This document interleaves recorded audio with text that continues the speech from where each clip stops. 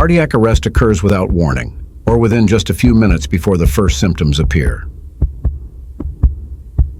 Brain damage begins after 4 minutes, and after 10 minutes, it usually becomes irreversible. The term heart attack is often mistakenly used to describe cardiac arrest. Although a heart attack can cause a cardiac arrest and sudden death, they don't mean the same thing. If you find a person who is unresponsive and not breathing normally or only gasping, immediately start cardiopulmonary resuscitation. You may be their only hope.